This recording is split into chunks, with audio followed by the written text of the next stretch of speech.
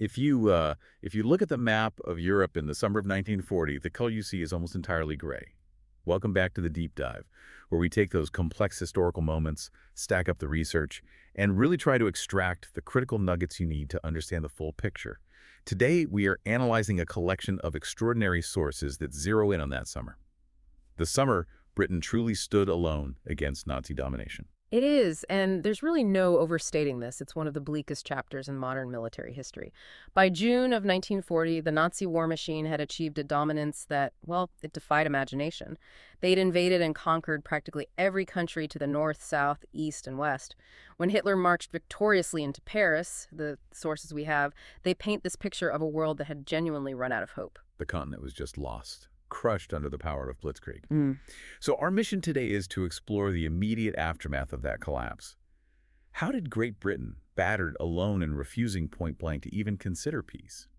How did they manage to withstand that initial, overwhelming force of the Third Reich? It's the central question, isn't it? It is. We're going to be pulling apart the crucial turning points of the Battle of Britain, looking at this unlikely combination of, well, ruthless leadership, desperate military preparedness, surprising technology, and the immediate global pressure that was being exerted on the far-flung British Empire during this single, intense 3-month chapter. It was a monumental challenge, and what's so important is that it represents the first real evidence that Hitler could actually be resisted.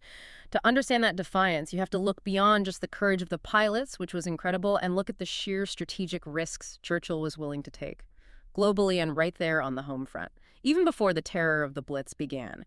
This is really a story of calculated gambles and sheer human grit. Let's start with the sheer speed of this collapse, because just 2 years earlier, life in Britain felt, on the surface at least, like the peace won in 1918 was settled forever.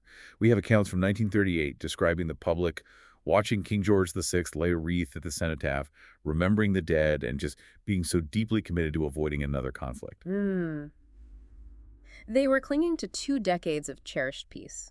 They were utterly oblivious, really, to the storm that was gathering just across the channel. And that peace was being just systematically dismantled. Absolutely. The sources show from the ashes of the First World War, 2 new, extremely dangerous, and fundamentally imperialistic forces had risen. You have Mussolini in Italy, eager to resurrect the glory of a new Roman Empire, and of course Hitler, demanding territory and completely committed to imposing his vision of an Aryan master race across Europe. And what we see in the sources is the abject failure of diplomacy. This policy of appeasement, this idea of relying on goodwill and international agreements, it proved absolutely worthless against Hitler's aggressive vocabulary. Right. Fine words were not enough. Not at all. Nations were just toppled like dominoes. The leaders of France and Great Britain found themselves clinging precariously to these, well, outdated traditions of statesmanship, hoping words would somehow slow down the tanks. But Hitler wasn't listening. It became horrifyingly clear that peace just wasn't an option available to them. The only option left was war. And this transition brings Winston Churchill right back into the spotlight. He was a man who, unlike so many of his contemporaries, was never afraid of conflict. He'd been immersed in military life since birth. You just look at his lineage. He was a direct descendant of the Duke of Marlborough, Lord John Churchill. Yeah. The man who famously crushed Louis XIV's forces at the Battle of Blenheim in 1704. That heritage absolutely molded his early life. He was fascinated by tactics and grand strategy from a really young age. We know he was the school fencing champion, which is a detail that kind of tells you everything about his competitive nature. He focused intensely on his military career, graduating 8th out of 150 cadets from Sandhurst in 1895. But he wasn't content to simply study strategy, was he? He wanted to live it. The sources paint him as this restless adventurer, always seeking to be at the heart of the action. That's the perfect phrase for it. He traveled widely, fighting and at the same time writing news reports to fund his lifestyle. He was in Cuba, India, and of course famously in South Africa for the Boer War. He understood that being present during history's major moments was how you gained influence and knowledge. But this ambition, this thirst for action, it meant his career was a bit of a roller coaster. A huge understatement. His drive was undeniable, but his judgment was often questioned. And it's so crucial to recall the shadow of controversy he carried, because it dictates his entire approach in 1940. That shadow, of course, being Gallipoli. Exactly. The disaster of the Dardanelles. Churchill was appointed First Lord of the Admiralty in November 1914. His grand strategic idea, on paper, it was brilliant. The idea was to capture Constantinople, knock Turkey out of the war, and open a vital sea route to supply Russia. Perfect on paper. But the execution was catastrophic. The sources detail the scale of that failure. Thousands and thousands of troops, many of them young volunteers from the Dominions from New Zealand and Australia, they were just slaughtered in the impossible conditions at Gallipoli. And the fallout was immense. Churchill was already politically unpopular because of his outspoken nature, and the sheer scale of the military defeat turned him into the perfect scapegoat. So he was removed from his post in disgrace. He was, and this forced him into the political wilderness for 2 decades. He became that Cassandra figure, constantly warning about Hitler while nobody listened. So his appointment as prime minister in May 1940 was more than just a political maneuver.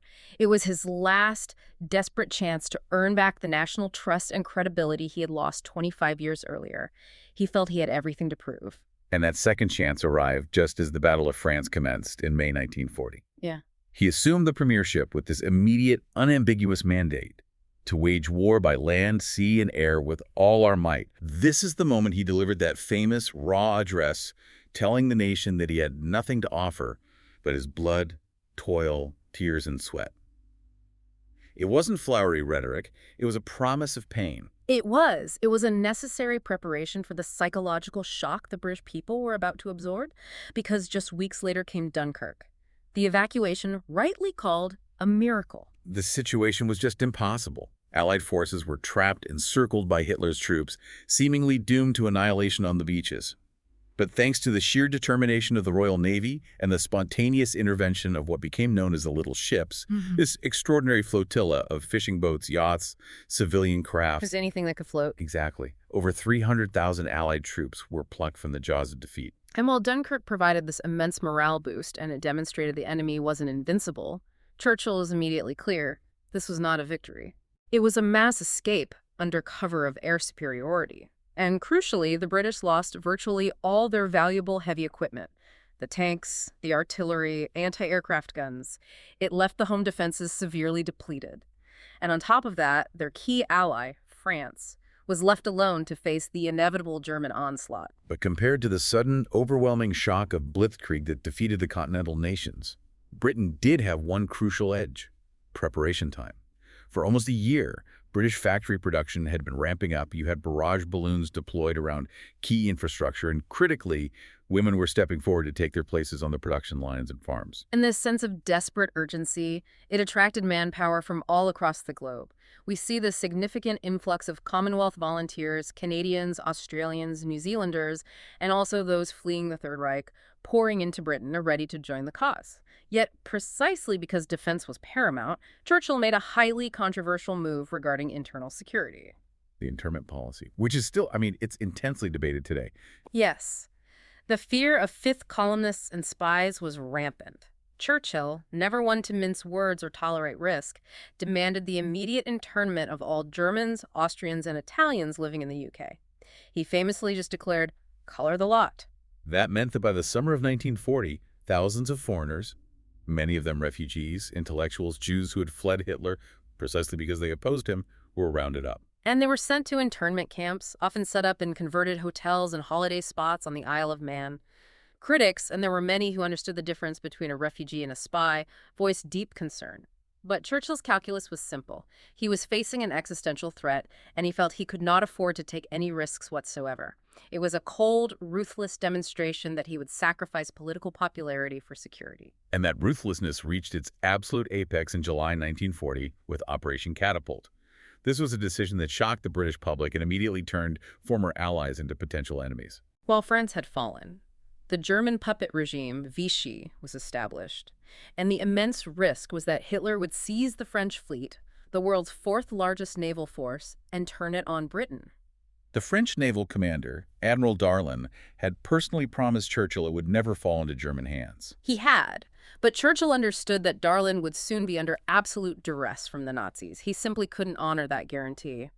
The risk of those powerful ships bolstering Hitler's invasion force was a threat he just could not overlook. So, on July 3rd, 1940, just days before the Battle of Britain officially began, the British acted.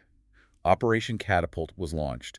A fleet of British warships sailed from Gibraltar to Mers el-Kabir in French Algeria, where the largest concentration of French naval power was based. They presented the French admiral with an ultimatum. Either join the British, sail to neutral territory, or scuttle your own ships. When the commanding admiral refused all demands, believing, that the British would never fire on their former allies, Churchill gave the order. To open fire. The results were devastating. 1,297 French sailors were killed, over 350 wounded. This action, predictably, it just destroyed diplomatic relations with Vichy France and led to these fear-shaming debates in the House of Commons. But let's analyze the strategic yield here. Was this just self-preservation or something more? It was so much more profound. The immediate cost was high, yes, but this action served a double purpose. First, it removed the single greatest naval threat facing the Royal Navy in the Channel. Second, and this is perhaps even more important, it sent a stark, uncompromising warning to Hitler. Britain was prepared to continue fighting alone, regardless of the cost. The sources we have indicate that after Operation Catapult, high government circles in the United States, who had been pretty skeptical of Britain's resolve— Right, they thought Britain might fold. Exactly. They suddenly realized Churchill was not bluffing. All talk of Britain negotiating a surrender just stopped instantly. It cemented Britain's status as a deadly serious combatant. What's truly incredible is that while Churchill was demonstrating this raw, uncompromising defiance, Hitler was still operating under a massive miscalculation.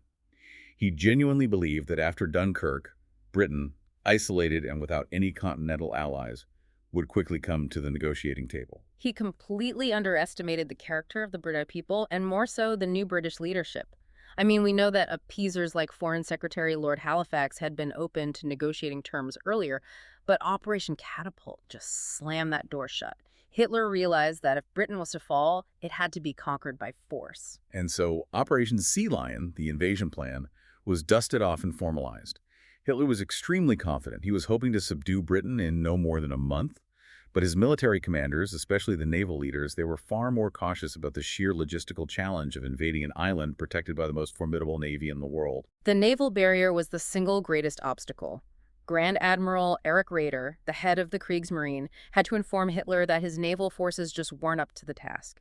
They had suffered catastrophic losses supporting the Norwegian campaign earlier that year. They lacked the heavy destroyers, the landing craft, everything necessary to protect an invasion fleet. So Raeder was explicit. The sources show he insisted that a full-scale invasion could only be a last resource, and only if one critical precondition was met. And that precondition was everything. The Luftwaffe had to first achieve absolute supremacy in the air by neutralizing the Royal Air Force.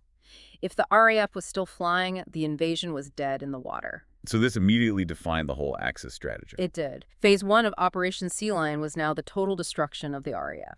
Only after that could Phase 2, a massive sea and airborne assault along the south coast, be launched.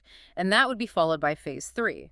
A full-scale ground invasion by 100,000 troops, including Himmler's SS terror force, with clear orders to just crush all opposition. That meant the responsibility falling to the RAF was nothing short of existential.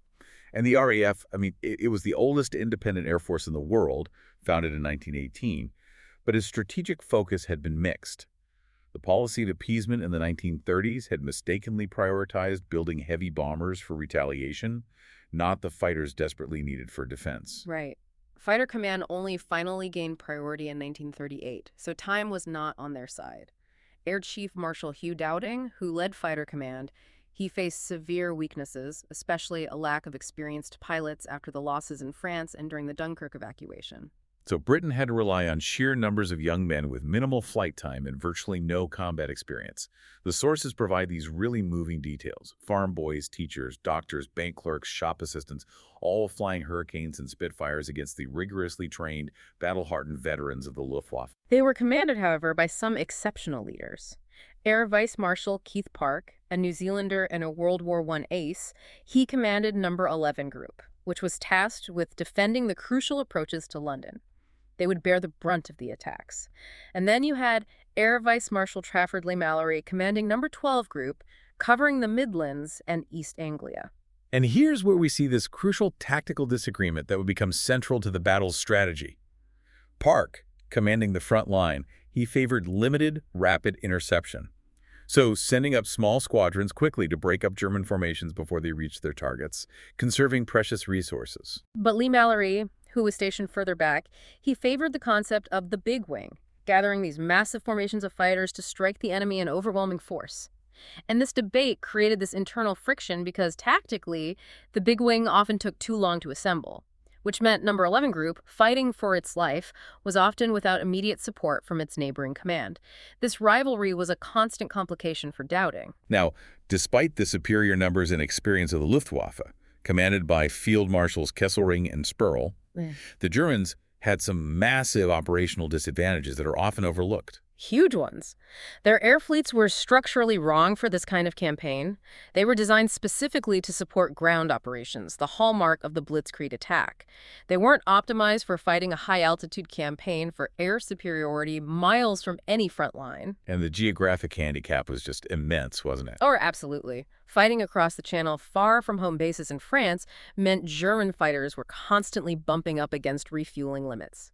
German escort fighters, the Messerschmitt 109s, they could only spend about 15 or 20 minutes over British targets before having to peel away, leaving their bombers completely vulnerable. And that leads to the most critical strategic difference of all: pilot recovery. Yes. If a German plane was shot down, the pilot, if he survived, was captured. He was out of the fight permanently. But British pilots, even if they crashed their aircraft, often parachuted onto home territory. They could be debriefed, medically cleared, and often put back into a cockpit within hours, sometimes the very same day. This drastically conserved their most valuable asset, experienced manpower. So with the stage set, the conflict officially commenced on July 10, 1940.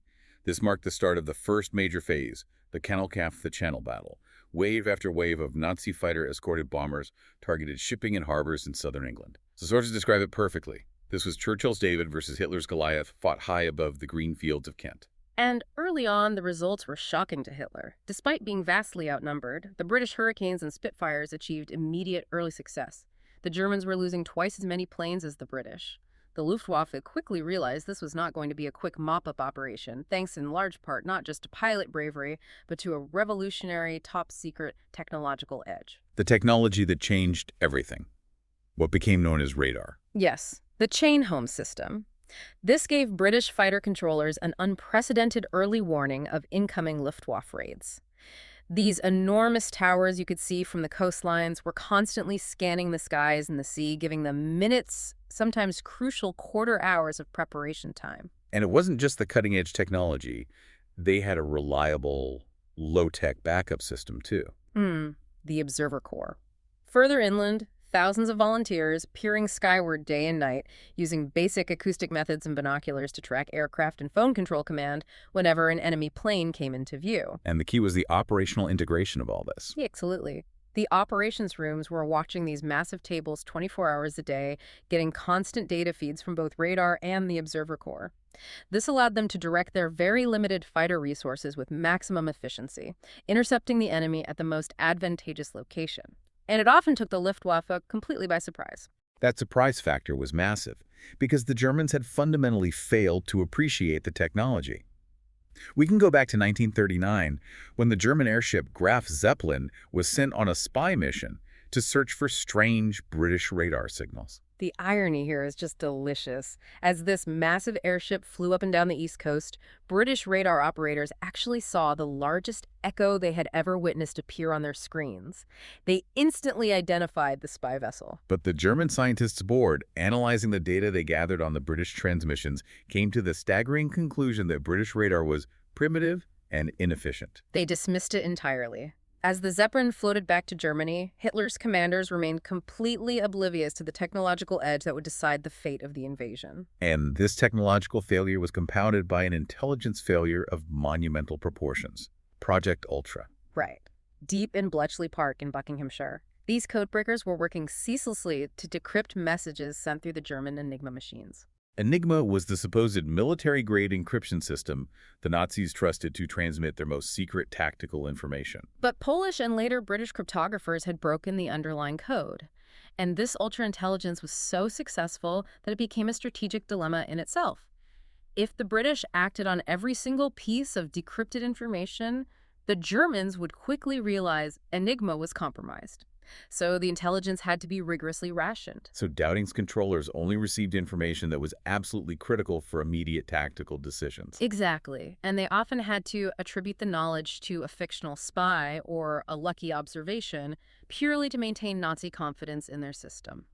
That level of calculated deception meant the Germans were truly fighting a blind war, while the RAF was, in many ways, fighting with the enemy's playbook right in their hand. And while this battle was raging in the skies over Kent, Churchill was simultaneously battling on a global front. The British Empire, the sprawling remnants of Queen Victoria's dominion, was under intense pressure.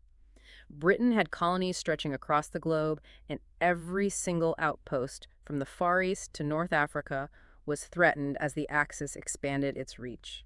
Let's turn our attention to the Far East for a moment, where Japan saw the fall of France and the desperation of Britain as its golden opportunity. Japan had been entrenched in China since 1937, seizing territory and systematically cutting off vital supply routes to the provisional capital of Chongqing.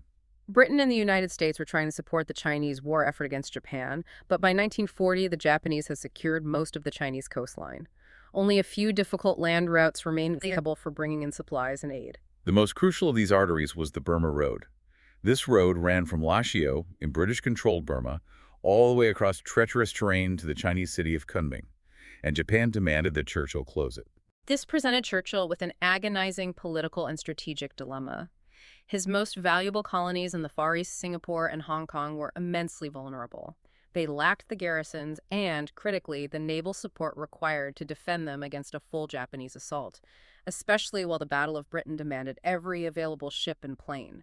Japan was holding all the cards. So on July 17th, facing this overwhelming pressure and fearing a Japanese declaration of war that would open a massive new front, Churchill made a humiliating compromise.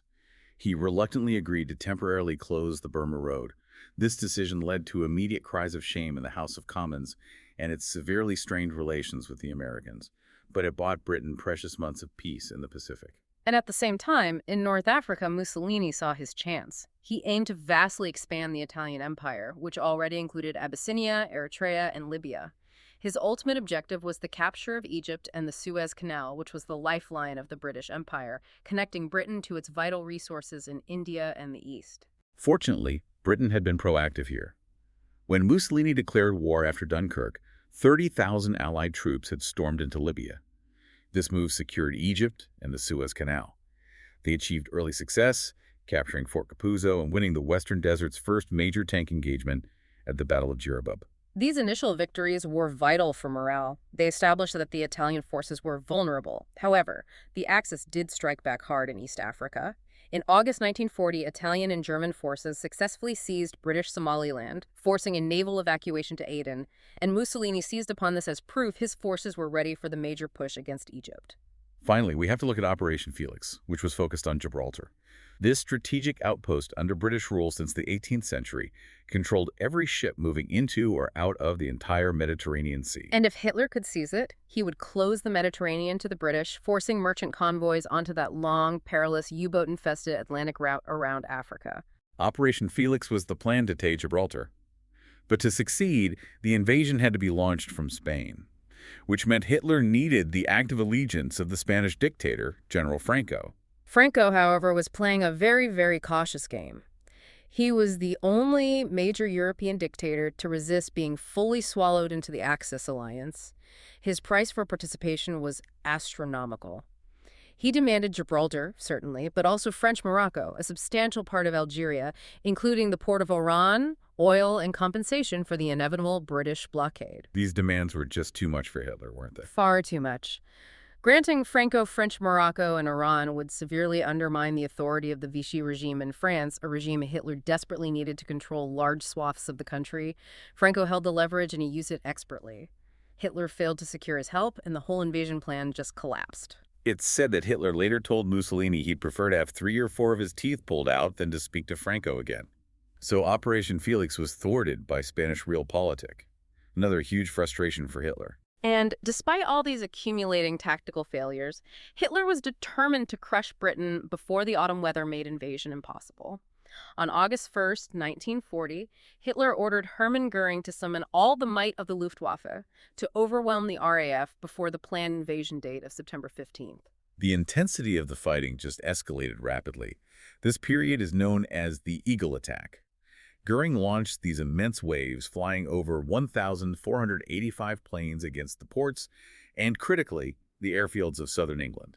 Fighter Command was fighting constantly, enduring crippling losses in the air and severe damage to its forward bases. This sustained assault brought the RAF to the very brink of defeat. The pilots were just utterly exhausted. This extreme exhaustion and incredible valor is the context for Churchill's most immortal words.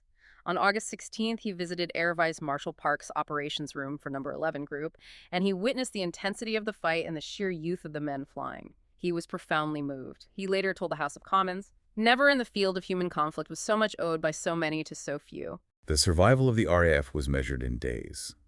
The Luftwaffe had successfully degraded British airfield capacity, destroyed precious maintenance facilities. Had they continued this campaign for another 2 weeks, the outcome might have been catastrophic. But then, as you mentioned earlier, history pivoted on a single catastrophic German strategic misjudgment. We know Hitler had expressly forbidden the bombing of London and civilian areas without his personal permission. But on August 24th, a navigational error by a German bomber crew resulted in bombs being accidentally dropped on London. And Churchill saw his opportunity. The very next day, he retaliated, sending British bombers to hit Berlin. The physical damage was minimal, but the psychological effect was enormous. Goering had famously boasted that no enemy bomb would ever fall on German soil. That promise was now publicly, humiliatingly broken. And Hitler was enraged. He let his personal anger completely overwrite sound military strategy. He immediately ordered the focus of the bombing campaign shifted from fighter command airfields to British cities. He wanted to terrorize the civilian population into submission. This was the fatal strategic pivot that saved the RAF. By diverting thousands of sorties away from the critical military infrastructure, the airfields, the radar, the maintenance hangars, Hitler granted fighter command the precious, desperately needed respite to repair their bases and rest their pilots. The Blitz began in earnest on September 7th, 1940. That late afternoon, air raid sirens wailed across the capital. A huge formation, 348 bombers, escorted by 617 fighters, flew straight up the Thames, beginning the continuous onslaught. London was thrown into chaos. But at the same time, Churchill's war cabinet faced an even graver threat. Reconnaissance flights over the French Channel ports revealed the substantial, undeniable buildup of invasion barges. With the moonlight favoring a landing that night, the national code word Cromwell was issued. Invasion was imminent. Total panic flared up in coastal towns. Home Guard units rushed to man the pillboxes. The code word Cromwell carried the grim instruction that church bells silenced since the start of the war could be rung only if the Nazis had already landed. The sound of those bells, coupled with the bombs falling on London, it must have been a truly terrifying atmosphere. The bombing was just relentless. 2 massive waves hit London until the early morning. By daybreak, over 400 people had been killed, thousands injured. And yet, remarkably, despite the scenes of utter devastation, British morale did not crack. This collective resilience defined the nation. Churchill praised the fighting spirit of Londoners, recognizing that Hitler's attempt to terrorize the population had failed. London was bombed for 57 consecutive days and nights, and soon other industrial cities, Coventry, Cardiff, Birmingham, were targeted. But the resolve held firm. The country adopted extreme measures to cope. Mandatory blackouts were enforced, people gathered in underground tube stations for shelter and sleep, fostering this incredible sense of community. Factory workers, despite the danger, just kept on toiling, ensuring Dowding's fighter command got the replacement planes they needed. And the royal family provided this vital symbol of national solidarity. The king and queen remained at Buckingham Palace, which famously suffered 9 direct hits. The Queen's famous comment that, having been bombed, she could at least look the people of the East End in the eye. It united the kingdom in their shared suffering. This national unity proved decisive. By mid-September, Operation Sea Lion was plagued by internal disagreement in Germany. The Army and Navy couldn't agree on basic landing procedures. Hitler's faith in the plan completely collapsed. The invasion date was quietly postponed.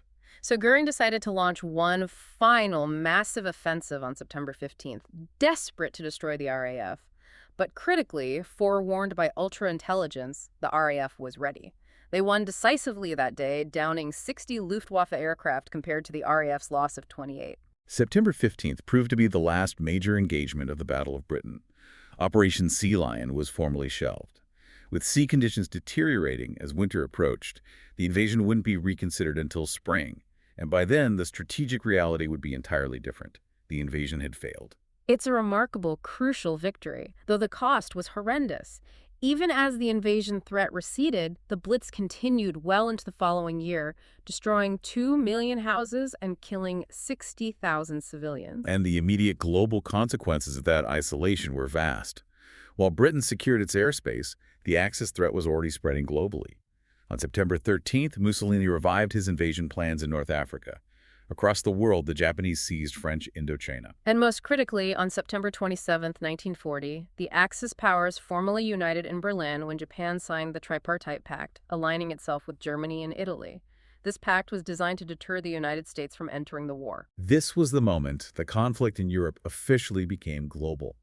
Hitler, who now knew he couldn't defeat Britain easily, turned his strategic gaze eastward, planning to renege on his pact with Stalin. But defeating Britain remained his ultimate unfulfilled objective. The massive importance of those 3 months when Britain stood alone and fought off the overwhelming force of the Third Reich, it truly marked the turning tide. Churchill's words, that they shall never surrender, provided immense inspiration not only to the British, but to every single occupied nation terrorized by the Nazi regime. And while the Tripartite Pact seemed like a massive show of Axis strength, it would ultimately have the opposite effect. Bringing Japan formally into the Axis structure created the necessary condition to draw the Americans into the conflict following Pearl Harbor, finally making the Allied forces a true global power to be reckoned with. And you just have to reflect on how incredibly close the world came to total domination by the Axis. The price of that single-minded defiance, paid in blood, toil, tears, and sweat, was the catalyst that changed the entire course of the war. A truly phenomenal piece of history. We hope you feel thoroughly informed about this critical turning point. Thank you for joining us for the Deep Dive.